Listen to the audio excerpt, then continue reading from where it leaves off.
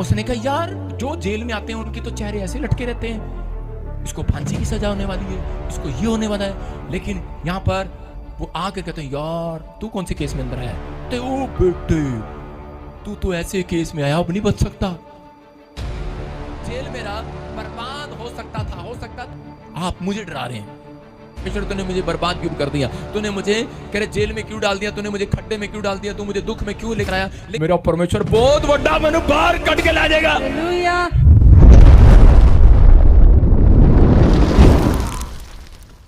जय मसीह की। अगर आप हमारे इस चैनल पर नए हैं तो कृपया चैनल को सब्सक्राइब कर लीजिए और इस वीडियो को अंत तक जरूर देखिए। अगर आपका शत्रु आपको मारना चाहता है और आप मर नहीं पाए, किसी ने जादू टोना किया तब भी आप बच निकले, कार आई और टकरा गई पेड़ के साथ लेकिन आप बच निकले, आप बस में थे आप बच निकले, आप बीमारी में थे बच निकले, इसका मतलब परमेश्वर आपसे प्रसन्न है, उसका अनुग्रह आपके ऊपर यीशु मसीह के नाम में। आपको डरना नहीं है। कह रहा है पिछले साल कहता है कि इतना कह रहा है कि आपका बिजनेस डाउन गया लेकिन फिर भी आपकी लाइफ में 2 रोटियां चल रही हैं, फिर भी आप जिंदा है। कहता है इतनी मुसीबतें आने के बाद भी आप जिंदा है, तो इसका मतलब परमेश्वर आपसे प्रसन्न है। शैतान के विचारों में नहीं जाना, निराशा में नहीं जाना कि परमेश्वर चाह रहा है। कहता है कि लोग निराश हो जाते हैं, मेरा करोड़ों रुपए का बिजनेस लॉस हो गया, लेकिन फिर भी परमेश्वर आपसे प्रसन्न है, याद रखना। लेकिन शैतान आपके विचारों में डालता है कि तेरा करोड़ों रुपए का बिजनेस बंद हो गया, तेरी वाइफ तुझे छोड़कर चलेगी, वो मर गई, करे कि कोई ऐसी बीमारी आ गई, प्रॉब्लम आ गया, लगता है कि शायद परमेश्वर हमारे से खुश नहीं है, लेकिन आपको नहीं पता परमेश्वर इसी प्रॉब्लम में कोई बहुत बड़ी गवाही आपके निकाल रहे हैं यीशु मसीह के नाम में। अगर आप कहें कि परमेश्वर का अनुग्रह मेरे ऊपर है, उन लोगों की गवाहियां बननी स्टार्ट होती हैं, उन लोगों का चर्च बनना स्टार्ट होता है, बिजनेस बनना स्टार्ट होता है, जो अपने मुंह से एक घोषणा करते हैं कि परमेश्वर का अनुग्रह मेरे लिए काफी है, उसका अनुग्रह मेरे ऊपर है। मैं कह रहा हूं कि अगर आप परमेश्वर का अनुग्रह आपके ऊपर नहीं होगा, उसकी ग्रेस आपके ऊपर नहीं होगी, आप कभी नहीं बढ़ सकते।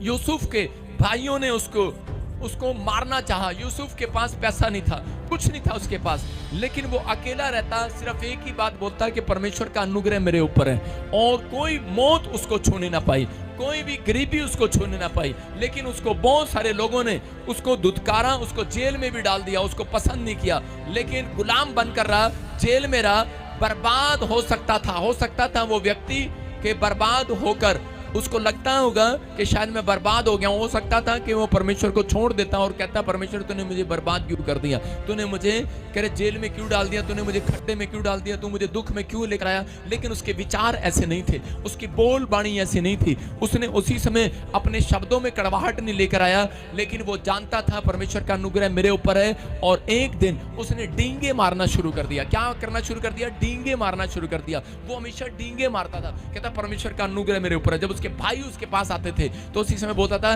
कहते थे अरे अब तेरा क्या होगा, खड्डे में पड़ा, तो वो बोलते डींगे मारता था, मेरा परमेश्वर बचाने वाला है। शद्रक मेशक अबेदनगो जब कह रहे उस समय खड्डे में डाल दिए गए, आग की भट्टी में डाल दिए गए, तो उसी समय राजा ने कहा तुम्हारा क्या होगा, तो उस समय वो डींगे मार रहे थे, कह रहे कि हमारा कह रहा है बचाने वाला जिंदा है, हालेलुया। कह रहा तेरे को नहीं पता सोटा बचाने वाला पता कितना चौड़ा, लंबा चौड़ा, कितना बड़ा हाथ था ओदा, हालेलुया। आपको अगर मैं प्यार से कहूं, मैं से कहूं पास्टर जी, कई लोग आते हैं और आकर कहते हैं पास्टर जी आपको पता है साडे मुंडे नु ना पुलिस फड़ के ले गई, आप मुझे डरा रहे हैं। आपने इतना ऐसे इंप्रेस किया मुझे, आपने फेस इंप्रेशन ऐसा किया, मैं ही डर गया। अच्छा मैं सीधा ही कहूंगा क्यों पकड़ के लेगी, क्या कर दिया ऐसा उसने? अगर आप मेरे पास आए पास्टर जी मेरे मुंडे नु फड़ के ले गया, तो साडा परमेश्वर बहुत बड़ा चढ़ा लेगा आज, हालेलुया। ऐसे एक्शन करके तो देखो। अगर आपने ऐसे एक्शन किया सामने वाला तो डर जाएगा डर जाएगा कि नहीं? हो सकता है यूसुफ ने भी ऐसे एक्शन किया, वो खड्डे में बैठे, उसका भाई कह रहा अब आगे दिखा बाहर, अब कौन निकालेगा तेरे को, कुएं में डाल दिया ना, मार दिया ना। यूसुफ कह रहा था तेरे को नहीं पता मेरा परमेश्वर बहुत बड़ा है, उसको खड्डे में से बाहर निकाल दिया। उसके बाद पोती पर के खेत में रहा, उसको रोटियां नहीं दी रात को, और इसी समय लोगों ने आकर कहा तेरे को रोटी नहीं मिली, भूखा मर जाएगा तू तो, कहां फंस गया तू। शैतान उसके विचारों में आके कह रहा होगा, लोग आके कह रहे होंगे, लेकिन वो पता करता मेरा परमेश्वर बहुत बड़ा कहना आज उन्हें मैंने मेरे टिड च रोटियां पा देनी, मुंह च नहीं पानी, सीधी टिड च पा देनी आज। उसने कहा है ऐसे कैसे, कहता मेरी पेट की प्यास भूख सब मिट जानी है। उसने इस तरीके से कहा होगा। और उसी समय क्या हुआ, पोतीफर के खेत से महल में पहुंच गया। क्यों? क्योंकि वो डींगे मार रहा था, वो बड़ाई कर रहा था, वो जानता था परमेश्वर का अनुग्रह मेरे ऊपर है, अगर मैं बड़ाई करूंगा तो परमेश्वर मेरे ऊपर अनुग्रह है, मुझे और देगा। ये याद रखना, जो व्यक्ति डींगे मारता है, पहले आप पाप में थे, डींगे मारते थे, लेकिन अब अगर प्रभु में होकर डींगे मार रहे हो, आपके ऊपर ग्रेस बढ़ता चला जाएगा यीशु मसीह के नाम में। आप परमेश्वर के लिए डींगे मारो ना।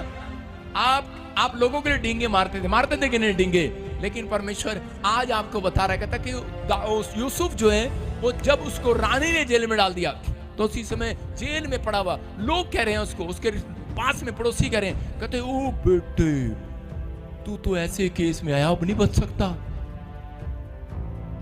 और यूसुफ ने क्या कहा, तुझे नहीं पता मेरा परमेश्वर बहुत बड़ा, मैंने बाहर कट के ला जाएगा।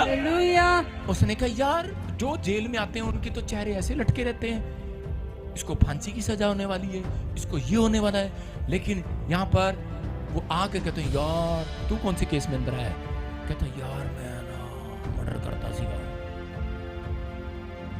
मेरी कहता बड़ा मुश्किल है बाहर जाना। लेकिन यूसुफ क्या कह रहा था? यूसुफ कह रहा था तन्नू नहीं पता मेरा वड्डा परमेश्वर हैगा, कहना कि कहता मनु कट देगा बाहर। उसने निकाल दिया उसको एक ही मिनट में। मैं कह रहा हूं कि 11 मिनट में वो राजा के महल पहुंच गया और वहां पर उसको प्रधानमंत्री बना दिया। और जब उसको वो लोग मिले वापिस, उन्होंने कहा यार सच्ची भी तेरे ते परमेश्वर दा हाथ हैगा। हालेलुया, समझ गए कि नहीं? मैं कह रहा हूं परमेश्वर का हाथ उन बसी विश्वासियों पर कभी नहीं आता जो ऐसे सारा दिन रोने चिल्लाने वाली निराशा वाली बातें करते हैं। आए पता नहीं की हो गया पादरी साहब ओदी लेहन प्रे करती मेरी नहीं कितनी, हाँ पादरी साहब उन्होंने मिल गए, वॉलंटियर मैंने नहीं मिले। मैं कह रहा हूं कि आपको कह रहा कि अनुग्रह अगर आपके ऊपर है, आप जहां बैठे हो वहां परमेश्वर का हाथ आ गया यीशु मसीह के नाम में। आप यहीं से आशीष पाकर जा रहे हैं। आज कह रहा आप हाथ उठा रहे हैं, अनुग्रह आ रहा है यीशु मसीह के नाम में। बस आपको अंगीकार करना है। कहते हैं आपको अंगीकार करना है परमेश्वर का अनुग्रह मेरे ऊपर है। अपने हाथों को उठाओ, बोलो आज शैतानी विचार मेरे अंदर से जाएं। यूसुफ ने अपनी सारी जवानी प्रभु को दे दी, लेकिन आजकल के लड़के सारी जवानी किसको देते हैं? व्हाट्सएप को। सारी जवानी किसको देते हैं? टीवी को, दोस्तों को, गर्लफ्रेंड को। लेकिन सारा दिन इधर उधर की बातें।